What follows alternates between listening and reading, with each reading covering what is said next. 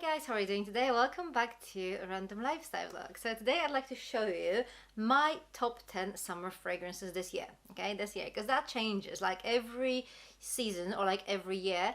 I have different fragrances I mostly use, and this choice came quite naturally. These are just the fragrances I use the most.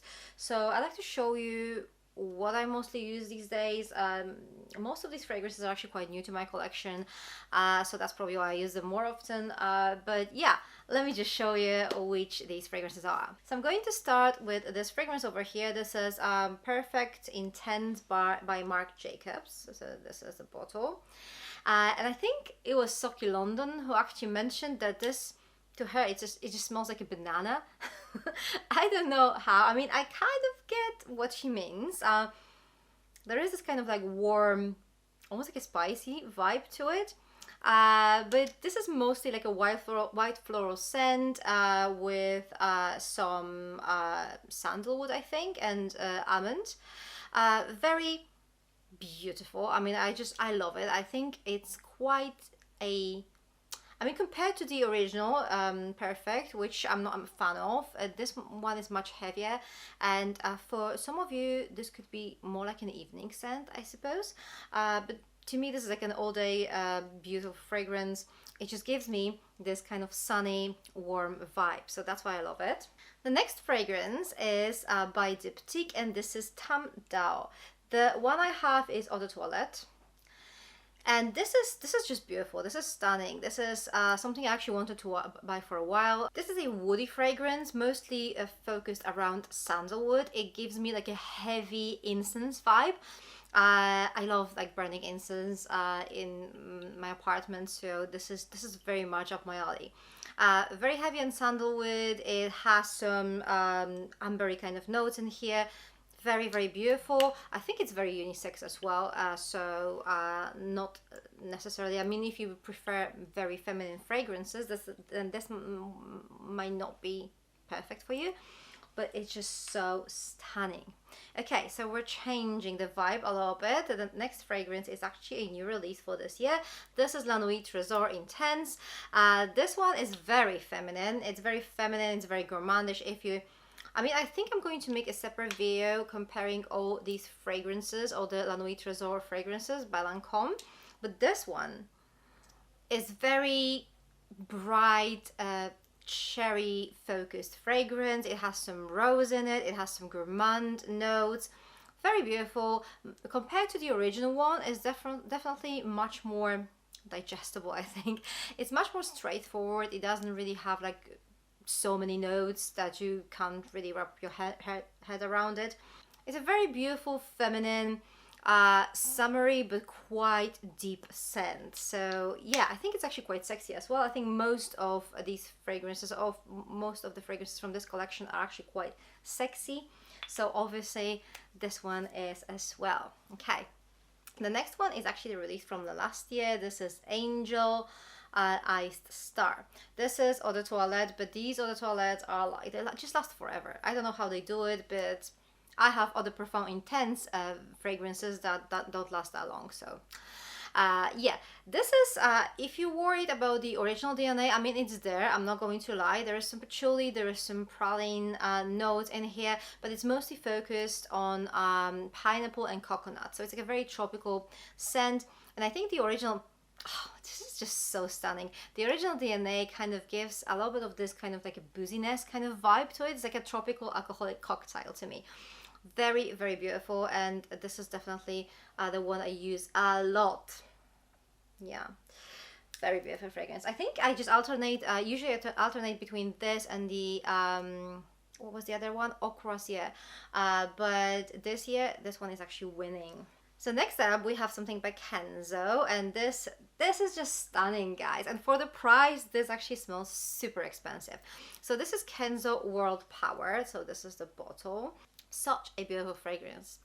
Many people think that this is actually similar to Olympia by Paco Rabanne, and I just do not understand how. Like, I don't see any similarity whatsoever, to be honest. I mean, I guess both fragrances have some salt, but that's pretty much about it. This fragrance is pretty much tonka, cypress, and sea salt. That's all it is. So as you can imagine, this fragrance leans to be quite masculine or like unisex.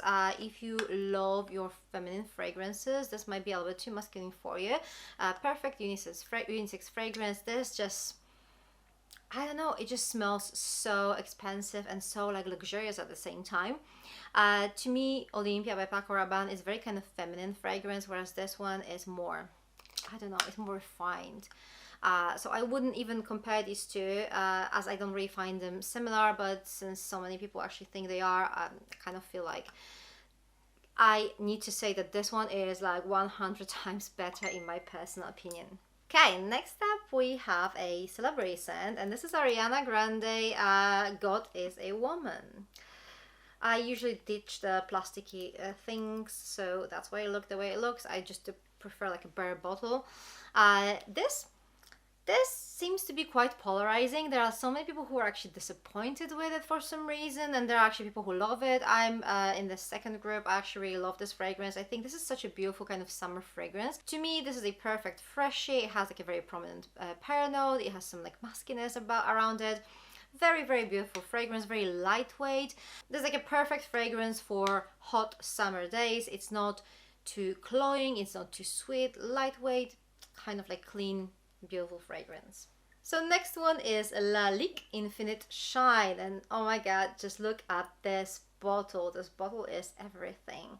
It's just so pretty, but like that's no surprise, right? Lalique are famous for their like glass work, so yeah. This fragrance is just so pretty. This is again sandalwood. I think I have a type this year. I have like a lot of like sandalwood based fragrances, but this is sandalwood. It has some saffron in it. It's like a very expensive smelling. I mean, it's not cheap, right? So it's not like it's expensive smelling, but you can buy it for like peanuts. No, I actually managed to get it at a good price, so I didn't really pay the full price for it. But this is such a stunning woodsy scent. If you like woodsy floral scents, you're going to love it. Okay, so the next fragrance, by the way guys, these fragrances are in no particular order. I'm just showing you the fragrances that I just wear most often, and I pretty much like use every single one of those fragrances in like a similar kind of frequency. So the next one is Elie Saab, another new fragrance in my collection. This is Le Perfum Lumiere. So that's that. And this is like a beautiful solar fragrance that doesn't really give me a tanning lotion kind of vibe, which I'm not a fan of. This is more like white floral scent with some ylang ylang, with some mandarin orange, very bright. It's just like a joy in the bottle. Literally, it just makes me happy. Perfect fragrance for sunny days mostly, or like if you have like a rainy, sad day and you kind of want it to be more sunny, then I guess you can actually maybe create this vibe around you with this fragrance. Very pretty. So the next fragrance is something that I actually discovered by accident. Looking at the notes, I would never pick it up. This is Valentino Donna Born in Roma Yellow Dream. Yeah, the notes here are lemon, rose, and white musk. So honestly, that does not even look like something I would choose. But I had a sample and it just smells so gorgeous. I don't know, it's how something so simple can actually smell so beautiful. This is like a perfect springtime, summertime fragrance, and I just can't stop using it. I just bought a full size bottle. I mean, it's like a 30 ml, so. But yeah, I can't stop using it since I got it. Such a pretty scent. Very feminine, very kind of lightweight. Just amazing. And then the last fragrance is actually something I've had for a while now, and this bottle, it's just a masterpiece in my opinion. This is Alaia Nude. This fragrance is just everything. This is like a beautiful kind of close to your skin scent. So if you just want to turn heads, this is not the type of fragrance. This is going to sit quite close to you. It's the most beautiful cashmere fragrance I've ever tried. Like honestly, the most beautiful, the best made cashmere, I think. It has some like leathery notes, but like they're very kind of, that's not something that's very noticeable. So if you're afraid of that, and then I guess you shouldn't really think of it too much. It has some tonka in it. It's such a beautiful fragrance. Honestly, I think it might also be discontinued. I'm not sure, but it might be. So if you're thinking of buying it, don't really think for too long. It's definitely something I would highly recommend because it's just stunning. Okay guys, so these are my top 10 fragrances for this summer. What do you guys think? Please let me know down in the comments below what your most used fragrances this summer are. I would love to know. Thank you very much for watching. For more fragrance related videos, check these ones here. I'm going to see you very soon. Take care, bye!